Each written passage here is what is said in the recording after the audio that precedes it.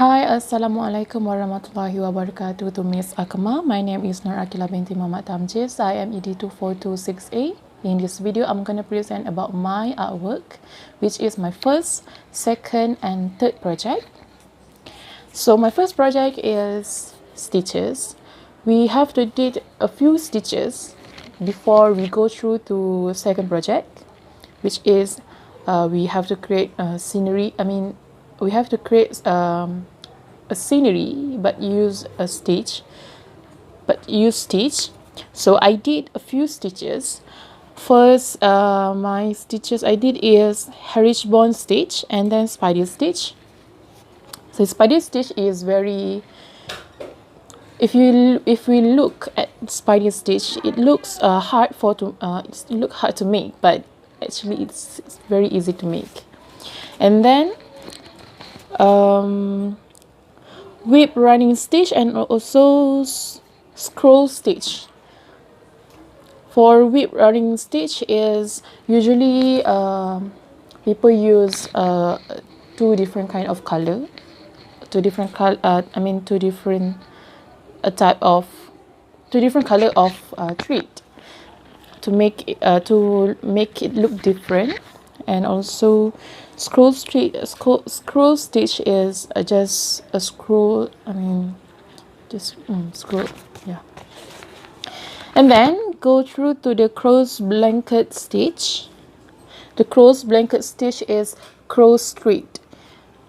So if you can see here, all of this is cross. Okay. And then running stitch. Running stitch is very basic stitch. A very basic, yeah.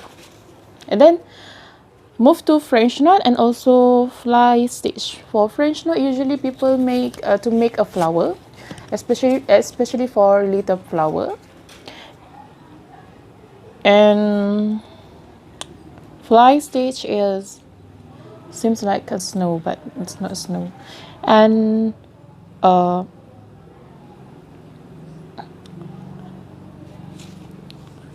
yeah. And then this one is chain stitch and also stem stitch. Stem stitch and chain stitch is kind of same style, but if we look more deep, actually it's different style. Move to blanket stitch and also closed blanket stitch. Closed blanket stitch and also cross stitch is similar style, but not. And move to the fishbone and also feather stitch. Feather stitch also similar with fly stitch. And fishbone is very easy to make and second basic, people know to do. And then go to the bullion stitch and also herringbone stitch, and that's all. In total, I made all the stitches is 16, and somehow the stitches is very hard and somehow it's not, but it's fun to make it. And then move to the second project. And then move to the second project is embroidery stitch. So in this embroidery stitch, we have to make a scenery by using a few stitch that we had made before. And in this in this embroidery that I made, I use spider stitch for this for huge flower, French knot for small flower. And usually more in my second artwork is I use French knot because there is a lot of flowers. And also, especially for object, I also use French knot, such as the tree flower. And then I use a very basic a very basic stitch is running stitch, and for the cloud I use stem stitch. And also at this line, I mean this brown line before tree, I also use stem stitch. Yeah. So for second project, the artist reference that I refer is Erica Wilson. She is an American embroidery, and she also designed wall covering and greeting cards. And her nickname is Julia Chai Embroidery, and she is an American first lady of stitchery for her work. So if you can see this embroidery, this stitch, this is a scenery full of flower with a good I think a good day blue sky, and also they also have a tree and a lot of flower, much flower, many flower. Yes. Move to the analysis. Element and principle that I have in this artwork as first is color. So I use cool color, warm color, and also natural color. For cool color is for the sky, which is I use light blue and dark blue. I mean light to the dark blue. Also there is cool color for trees and the grass here, the grass and some of the flower.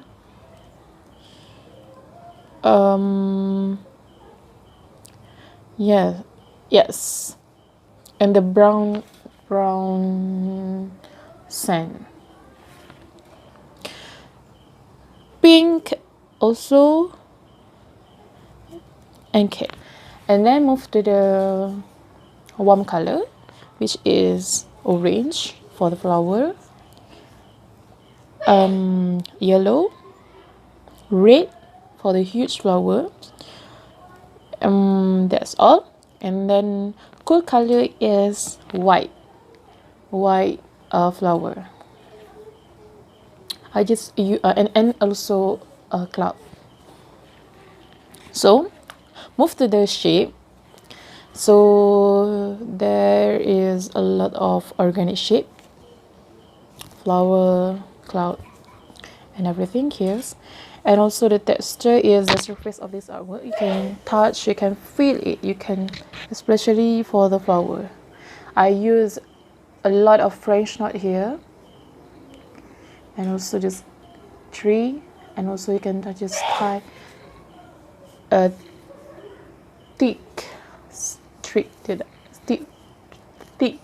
stitch. And then the next element is space. So there is front, middle, and also back. So you can see the front of the space is for the flower, and the middle is here. So this one is the last, this is the back. So the value or harmony in this artwork is of course flowers, the flowers, and I think and tree also. And this artwork is balanced because you can see the flowers, and also we can see it is in the middle. Okay. And this artwork also emphasizes on flowers. There's much of flowers here, And the unity is, of course, the color of flower and the color of sky. The unity color of sky, I use light to the dark blue one. Okay. Move to the interpretation of my artwork is, if people see this artwork, especially me, I feel very cool, very relaxed, because I feel like I was there, I was here, and I feel like I can take a very deep breath and smell very good smell of flowers. And of course, people definitely feel the peaceful of the scenery because of the color of the flower, especially, and also the blue sky. Okay. And you can see for the flower, the arrangement of the flower is arranged neatly with type of color. So there's a lot of color. There's a lot of color for the flowers here. Okay, now move to my last project is Aboriginal art. So if you can see at the back is my final project. It is the Royal Palace Museum that located in Perak Darussuan. It built out to Sultan Iskandar Shah in 1926 by a carpenter named Mr. Sepian. And this palace is also known as the Palace of the Valley because its location. And if you not know that this palace is there is a few names of this palace. First is Istana Kenangan, Istana Lembah, and then Istana Tepas. So my artist reference for Aboriginal art is I choose Marcia Purdy, and she has naturally talent in Aboriginal art because of she is nurtured by the elder artists. Yes. So if you can see at the back is the Royal Palace Museum. The image is taken in the center, and this is side of the palace. This is not the front of the palace, it is side of the palace. So you can see a lot of window, and you can see the detail of the pattern from the side. So the analysis for this work is first is line. There is zigzag line. Zigzag line is here for the window, and then thick line for this line, the rooftop line, and then perpendicular line, and then also have cross line here for this one, cross line, and yes, that's all. And then for there also have shape in this artwork, which is rectangle,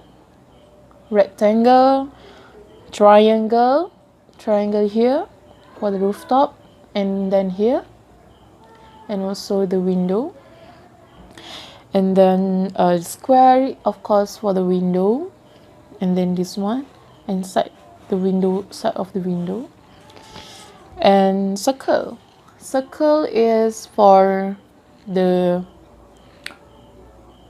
Aboriginal art here. So semicircle also here for the window, Okay, move to the texture. For texture is, if you can touch my artwork, you can feel this texture of the dots, because I use very details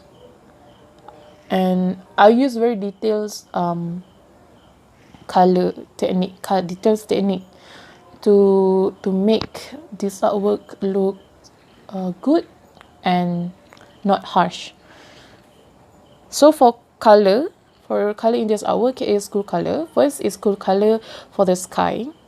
I use from light to the dark. And then warm color. Warm color is, of course, the the yellow. The yellow color.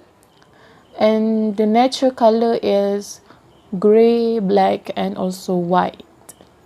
So basically, I'm not change the color, the real color of this palace, because I just want it looks natural color. I mean, I want everyone knows that this is the Royal Palace Museum that located in Perak. And of course, the color that I have in this artwork is the color of the flag, Perak flag, which is white, black, and also yellow.